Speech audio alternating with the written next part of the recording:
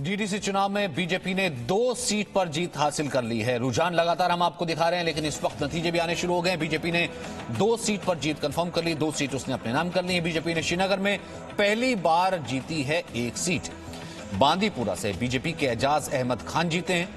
श्रीनगर की 14 सीटों के नतीजे घोषित कर दिए गए हैं। 3 सीट पर गुपकार गठबंधन की जीत है। 7 सीट पर निर्दलीय उम्मीदवारों ने जीत हासिल की है। लेकिन श्रीनगर से पहली बार भारतीय जनता पार्टी के कैंडिडेट का जीतना ये एक बहुत बड़ा बदलाव है, ये एक बहुत बड़ा चेंज है। यानी कि 6 पार्टियों पर अगर देखा जाए तो एक पार्टी भारी पड़ी है।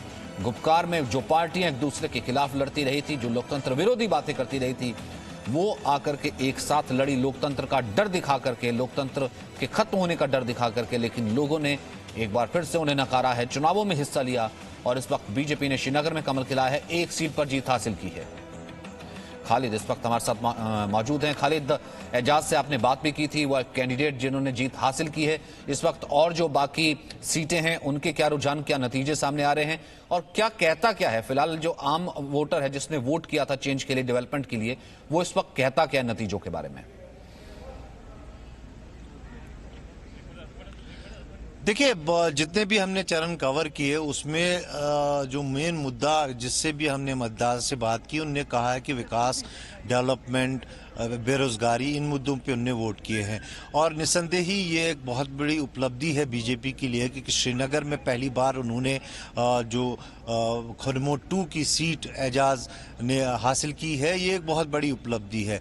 दूसरी, उन्होंने तुलेल बांडीपोरा जो एक नियंत्रण रेखा से सटा हुआ इलाका है, वहाँ से भी एजाज नामी एजाज खान जो उनके दूसरे नेता है, उन्होंने भी दर्ज किए है जीत वहाँ पे। यानी अभी तक 2 जगह पर यहाँ बीजेपी अपनी जीत दर्ज कर चुकी है। और अगर हम श्रीनगर की बात करें, जहाँ ये आकलन लगाया जा रहा था कि जो गुफकार अलायंस है वो अच्छी कारकर्दगी करेंगे, लेकिन 3 सीटें केवल उन्होंने ली है 6 पार्टीज ने।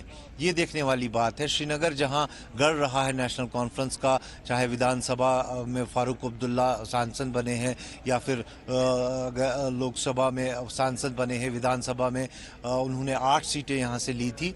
यानी काफ़ी अच्छी पकड़ रही है असेंबली चुनाव में या पार्लियामेंट चुनाव में नेशनल कॉन्फ्रेंस की। लेकिन यहाँ पर एक और चीज है खालिद, आप तो बहुत करीब से जानते हैं घाटी की पॉलिटिक्स को।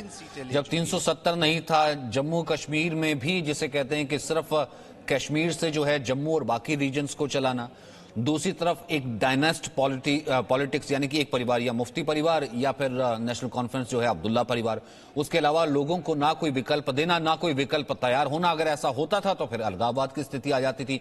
अब लोगों के सामने विकल्प आया तो लोगों ने उस विकल्प को चुनने के लिए मोहर लगाई है। यह सबसे बड़ा संदेश है जो कि इस वक्त मुझे लगता है कि यहां पर घाटी दे रही है, जो कि श्रीनगर दे रहा है, जम्मू दे रहा है और बाकी रीजन दे रहे हैं।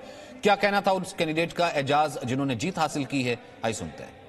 सर, एजाज साहब, ये बताइए कि क्या अपेक्षाएं थी लोगों पर आपकी खास तौर पर, और आप क्या अपेक्षा रखते हैं लोगों की, क्योंकि बहुत सारे इश्यूज हैं जिनको हल करने की जरूरत है। देखिए, तो कितना भारतीय जनता पार्टी की ओर से मैं सारे कार्यकर्ताओं को मुबारकबाद देना चाहता हूं।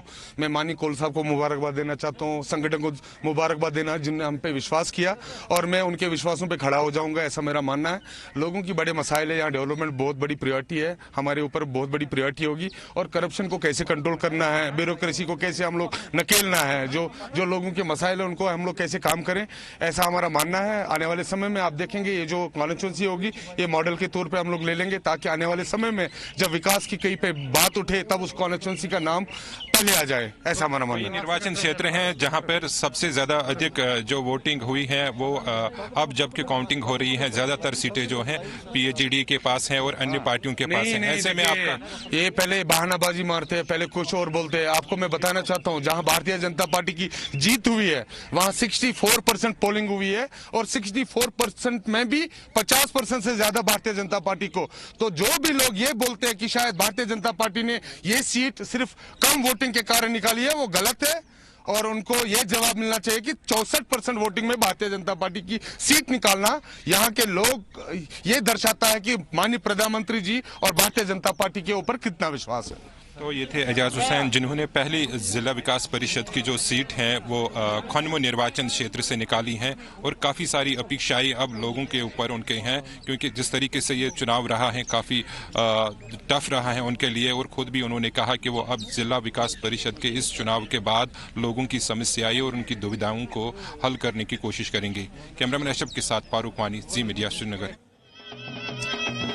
ये देखिए जरा आप ये तस्वीरें देखिए, ये इस वक्त जो कैंडिडेट जीत रहे हैं, डेवलपमेंट काउंसिल के चुनाव हैं, जो कैंडिडेट जीत रहे हैं, एक दूसरे को मुबारकबाद देते हुए, हम कश्मीर एक दूसरे को मुबारकबाद देते हुए, आम लोग और उनके समर्थक खुशी का जश्न मनाते हुए।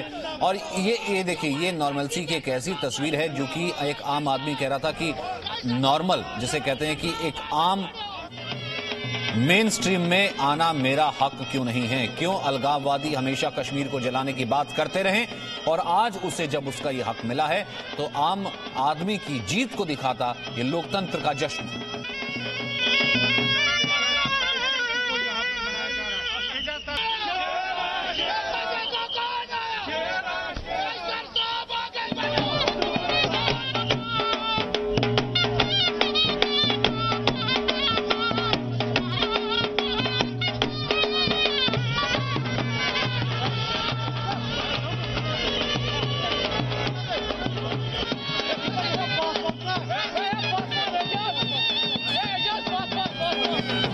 क्योंकि पहले रुझान आ रहे थे, जैसे जैसे रुझान जो है नतीजों में तब्दील होते चले जा रहे हैं। देखिए इस वक्त भारतीय जनता पार्टी 50 सीटों पर इस वक्त आगे चल रही है। गुपकार यानी कि जो 6 पार्टियों का एक गठबंधन बना था जिसमें फूट भी पड़ गई थी, वो 77 पर है।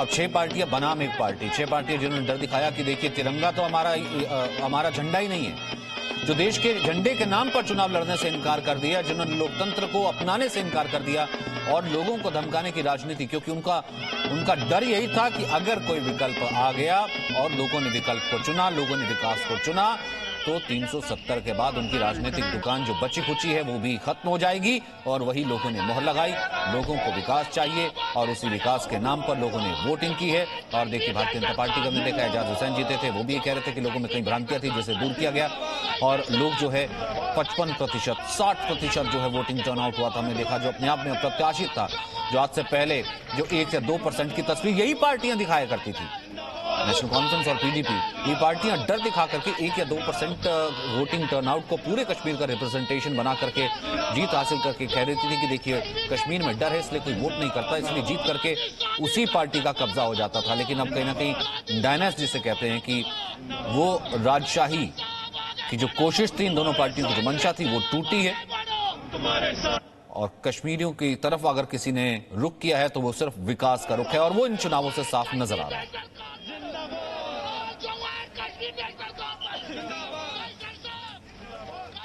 Presenting B News app, available on Google Play and App Store. Download it now.